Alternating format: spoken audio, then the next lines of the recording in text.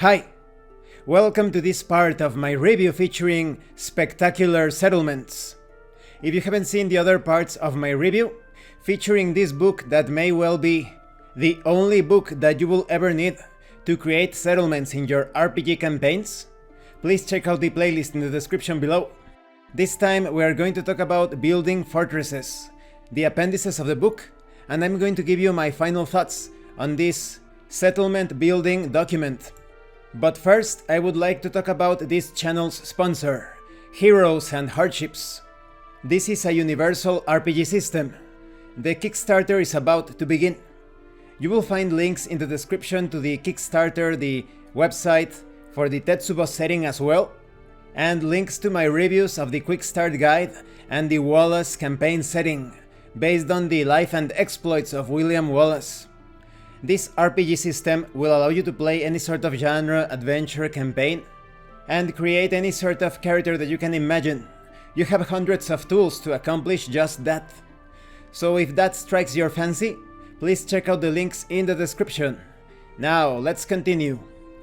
Whether moldering old towers surrounded by countryside, or gigantic bastions atop mountain peaks, fortresses of all kinds dot the landscape. Keeps, castles, and strongholds are all kinds of fortifications. This chapter of the book allows you to build each on the foundations of the one before, stopping when you reach your desired fortress type.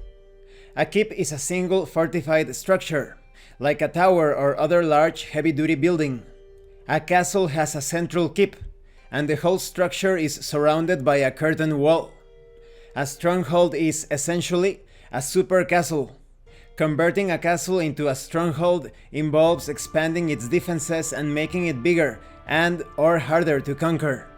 So the process consists of you deciding what you want to build: a keep, a castle, or a stronghold. Then you always start with the general section of tables. You continue on to the keep section. If you want a larger fortress, you build a castle. And then you continue on to the stronghold section if you want a super castle. When it comes to general tables, you can determine many things about your fortress, just like the location. Perhaps it's located on the outskirts, or maybe on the edge of a settlement. You can also determine the age of the fortress, the condition, maybe it's poor or incomplete, or perhaps it's impeccable. You can also determine the environment. Maybe it's located in the mountains, or close to a swamp. You can also determine the expense. Maybe it's an extravagant fortress. You can also determine the primary building material. Maybe it's made out of stone, or perhaps even brick, man-made blocks comprised of mud, clay, or sand. Or perhaps the material is quite unique, such as crystal, coral, or perhaps living plants. You also have information on the origin of resources.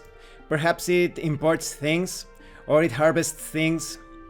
You have information on the reason for construction of the fortress. Maybe it was built based on a prophecy, or just for protection, or perhaps even vanity. You also have the design theme. Maybe it's a fortress of grace, or perhaps a fortress of power. You also have alternate entries. Maybe there is a back door or a secret door. Perhaps you can enter the fortress through a drain. You also have information on the local impact. Perhaps the fortress is hostile. It was constructed in direct opposition to the wishes of those in the area, and relations immediately turned sour. You also have details on the local impact change. Maybe the fortress is stable, or maybe things are negative. They have gotten worse. Then you have information on the residents. Maybe the original inhabitants of the fortress are quite peaceful. Or maybe this fortress was recently conquered. You also have information on the resident relations. Maybe there are diplomatic tensions. Or perhaps there are problems with the guard. There's also details on resident hobbies. Maybe there is a lot of knitting and sewing or carving, perhaps gambling, outdoor games such as throwing axes and such. You also have details on resident attitude. Maybe they are generally happy, or perhaps they are ambivalent. You also have details on the size of the garrison. Perhaps it's large, or modest. There's also information on garrison equipment. Maybe they are good in terms of equipment of weapons and armor, or perhaps they are even exemplary. So there are many different general things that you can determine with this subsection, and then you move on to the keep, focusing on the shape and size of your keep, what's inside the keep, different furnishings, the architectural structure, the rooms within the keep. If you want to move on to the castle, you can determine further things. Of course, this will be at a larger scale because a castle is larger than a keep. So you have details on the curtain walls, the towers, the wall defenses, the moat, gatehouses, the barracks. Then you move on to the stronghold. You can upgrade many things, including style amplifications, additional thickness when it comes to the outer wall, the height of different structures, the brutal defenses. Maybe there are traps guarding the outer structure of your fortress, such as scythes or magical quakes. You also have details on the mapping of the fortress itself, that is the stronghold, as being superior to the keep or castle. And there are many pre-generated fortresses. Let me give you a few examples. You have Balagor's Mausoleum. When the great mage Balagor felt that his days were numbered, he ordered his magical servants to prepare his final resting place.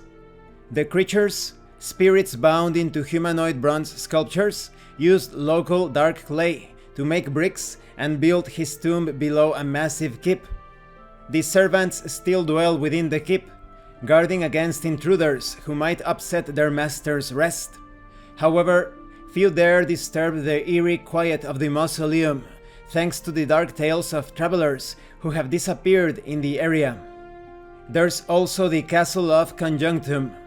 Eons ago, in a time lost to myth, where all the races of the world were at perpetual war, a prophecy foretold of a final end to hostilities and of a fortress built in commemoration as a symbol of their commitment. The prophets were proven right, the legends have it, and the castle rose, as hope rises in the heart, on the site where peace was struck. Whatever the truth of it, a castle made of a strange crystal known as soul stone does indeed stand alone in the snow. The castle has a warren of hidden tunnels that meander through a network of underground cave systems, some even functioning as an alternative entrance, though perhaps residents may have found more than one reason to need a way out.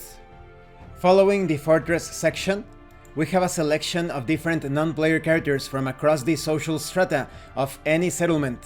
They can be owners and/or operators of an establishment, nobles, servants, or other important and useful people. So you will find background information and some stats-related information concerning apothecaries, commoners, mayors, moneylenders, nobles, priests, tanners and taxidermists, and such. Then we have the appendices with different categories and tables, detailing a glossary of the location types found in the book.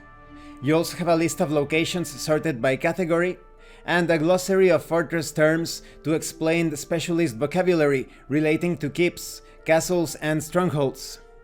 There are also tables featuring all sorts of details concerning encounters, such as personnel issues. Maybe there are problems related to arrogant NPCs, or perhaps undertrained NPCs.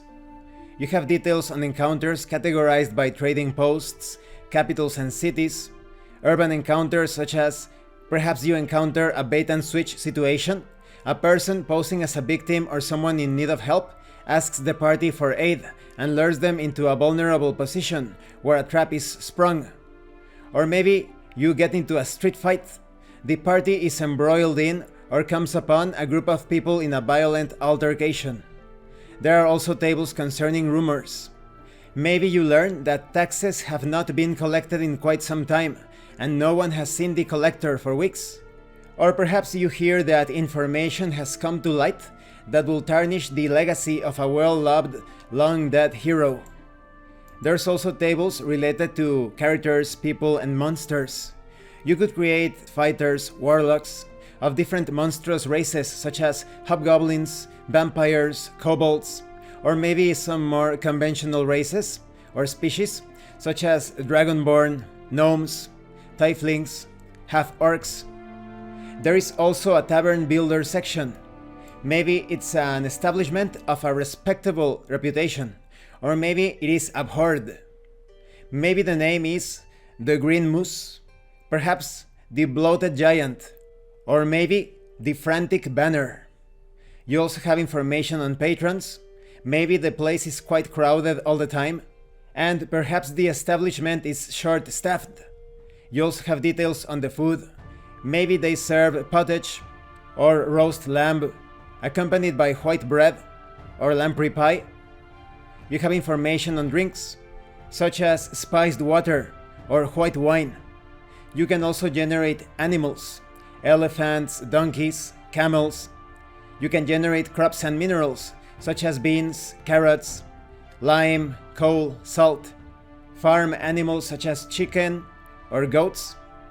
Game animals such as boars, rhinos, bears, wolves.